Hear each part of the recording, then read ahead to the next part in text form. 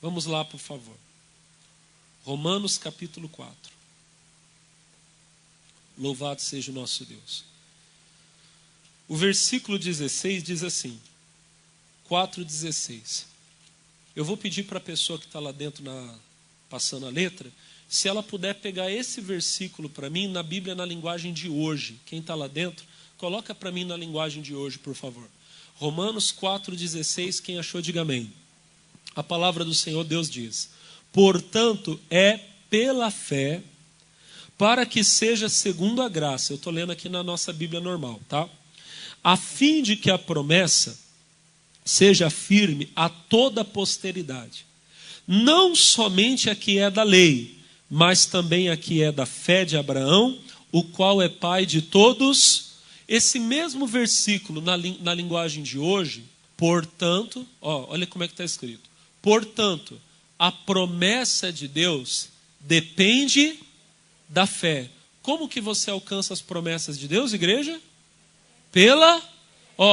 Portanto, a promessa de Deus depende da fé, a fim de que a promessa seja garantida como um presente de Deus a todos os descendentes de Abraão.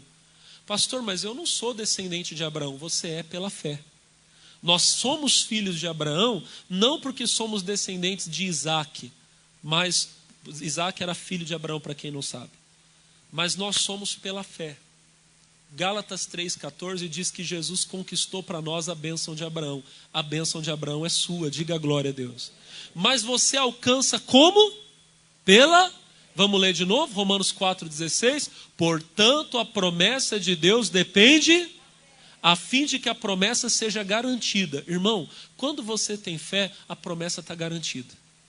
Aquilo que Deus falou vai acontecer na sua vida, diga amém. Agora, vocês conhecem. O que é a fé? A fé, diz Hebreus 11:1, que a fé é a certeza das coisas que nós esperamos e a prova das coisas que nós não vemos. Eu sempre digo, a fé, ela é a certeza daquilo que você espera, mesmo quando você não vê. Quando você tem a fé, você sabe que a bênção é sua. Você não precisa nem ver, você sabe, Deus já me deu, diga amém. E como vem essa certeza? Aproveita que você está em Romanos, vai no capítulo 10, no versículo 17. Romanos capítulo 10, verso 17. Aproveita que você já está com a Bíblia aberta em Romanos. Romanos 10, 17 está escrito: de sorte que a fé é pelo ouvir, e o ouvir pela palavra. Irmão, você precisa ouvir a Deus. Preste atenção na pregação. Preste atenção quando Deus está falando. Jesus entrou no barco de Simão Pedro e estava falando com a multidão. Mas de repente Jesus terminou de falar com a multidão e se voltou e deu uma palavra para Pedro. Espera a sua vez, irmão. Toda a mensagem, toda a pregação vai chegar à sua vez. Se você ficar quietinho, ouvindo com atenção, talvez venha uma palavra e você acha, ela não é para mim. E aí vem outra, essa também não é para mim. Mas sempre vai ter alguma coisa que vai falar com você. E digo mais, tem coisa que Deus está falando que pode não ser para você agora, mas vai ser para você depois. Você vai ouvir aquela palavra, em algum momento aquela palavra vai te ajudar. Diga glória a Deus. Lembre-se disso. Volta lá para Lucas, lá onde nós começamos, capítulo 5. Eu quero que você entenda isso para você parar de sofrer, irmão. Você vai entender por que agora. Lucas capítulo 5. Quantos acharam? Digam amém. Lá no versículo 4, já falamos, mas vamos ler de novo. E quando acabou de falar, disse a Simão: faze-te ao mar alto e lançai as vossas redes para pescar. Então olha para mim. Jesus já tinha falado com a multidão, ele se voltou para Pedro e deu uma palavra que era para ele. Sempre vai ter uma palavra para você, diga amém. E Jesus disse para Pedro o quê? Volta para o mar, lança a rede para pescar. Olha a palavra que Pedro falou para Jesus, versículo 5. E respondendo, Simão disse-lhe: mestre, havendo trabalhado toda a noite, nada apanhamos. Para quê? Irmão, a Bíblia diz que Deus socorre aquele que é esforçado. Se você for uma pessoa esforçada, é claro que Deus vai socorrer você. Se você for perseverante, persistente, aquele que luta, que não desiste, é claro que Deus vai olhar para você. Diga amém.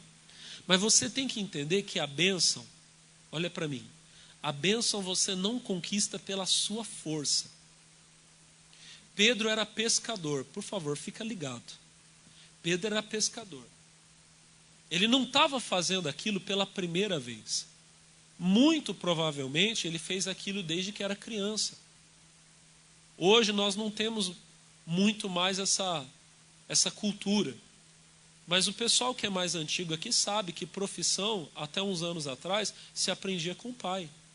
Você era criança ainda, seu pai já te levava para a roça e te ensinava como que preparava a terra. Quem é que fez isso? Eu nunca trabalhei assim no plantio, mas eu era criança, meu pai me levava para trabalhar com ele. Meu pai era pedreiro, eu trabalhei com meu pai muitas vezes. Eu sabia como é que mexia a massa, sabia como é que fazia algumas coisas ali. Não levava muito jeito não, mas também eu era bem novo. Mas eu já ia com meu pai. Muito provavelmente, irmãozinho, irmãzinha, Pedro fez isso desde criança. E naquela noite, olha para o pastor, ele não foi preguiçoso não, ele trabalhou a noite inteira. Jesus não olhou para Pedro e disse: Pedro, você não conseguiu porque você foi preguiçoso. Você não conseguiu porque você foi acomodado. Não, irmão. Pedro não era acomodado. Ele era um homem trabalhador. Deus vai socorrer aquele que é esforçado. Diga amém. Mas não é com a sua força que você vai conseguir. Você tem que entender isso.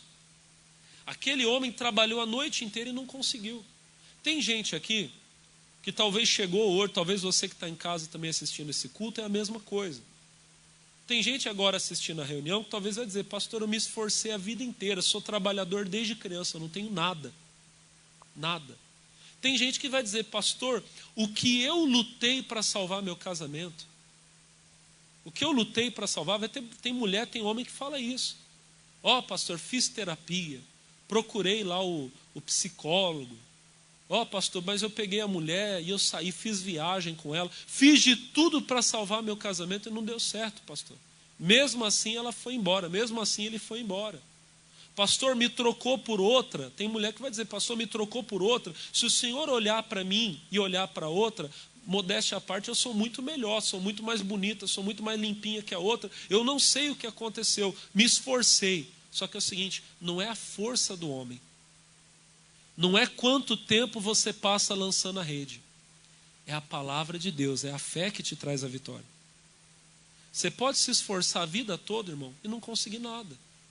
Como tem pessoas que eu falei, trabalhar a vida inteira, e não tem nada, não tem uma casa, não tem um carro, não tem um dinheiro guardado. Tem gente que trabalhou a vida toda e nem aposentar talvez vai conseguir. Pastor, como é que pode eu ter me esforçado a vida toda e não ter nada, não ter conseguido nada? Porque não é a força do homem que faz a obra. A bênção vem de Deus pela fé. É por isso que você tem que prestar atenção. O que foi que Pedro disse? Respondendo, Simão disse: mestre, havendo trabalhado toda a noite nada apanhamos, mas por que mandas? Esse mesmo versículo, na Bíblia, na edição revista e atualizada, que é quase que idêntica. Algumas palavras só que são sinônimas. Aqui em Lucas 5 é um caso desse. Ali está até escrito, respondeu Simão: mestre, havendo trabalhado toda a noite nada apanhamos, mas sobre a tua palavra, a revista e corrigida diz, porque mandas. A atualizada diz, sobre a tua palavra lançarei a rede. Como é que a bênção vai chegar na sua vida? É quando você fizer sobre a palavra. Quando Deus fala, não é só chegar e ouvir uma pregação, assistir um culto, participar de uma reunião. Não, você tem que ter um entendimento.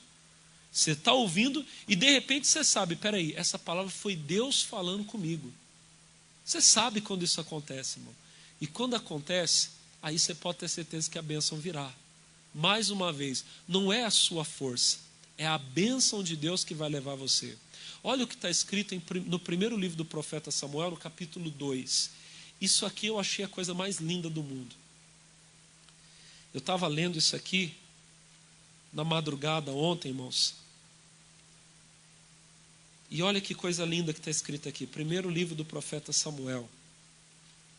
Eu estava orando para fazer essa reunião e Deus me deu essa palavra aqui. Primeiro livro do profeta Samuel, no capítulo 2. Louvado seja Deus. O versículo 1, ele diz o seguinte, ó, versículo 1, é uma oração que a Ana estava fazendo. A Ana, ela era estéril, e ela buscou de Deus, e o Senhor deu a ela um filho que foi Samuel, e depois deu outros. Mas olha a oração que a Ana fez, versículo 1. Então orou Ana ao Senhor e disse: o meu coração exulta no Senhor. Exultar é se alegrar muito, ela estava feliz. O meu poder está exaltado no Senhor, e a minha boca se dilatou, se abriu muito, né? Sobre os meus inimigos, porquanto me alegro na tua salvação. A Ana tinha recebido uma bênção muito grande. Agora vamos um pouquinho para frente no versículo 6. O mesmo capítulo 2, o versículo 6. Olha o que ele fala, 2,6. O Senhor é o que tira a vida. Presta muita atenção nisso, por favor. O Senhor é o que tira a vida e a dá. Faz descer a sepultura e faz tornar a subir dela. Irmão, quem dá a vida é Deus. É Deus quem dá o dom da vida para o homem. Você que está precisando de vida, não adianta você se matar.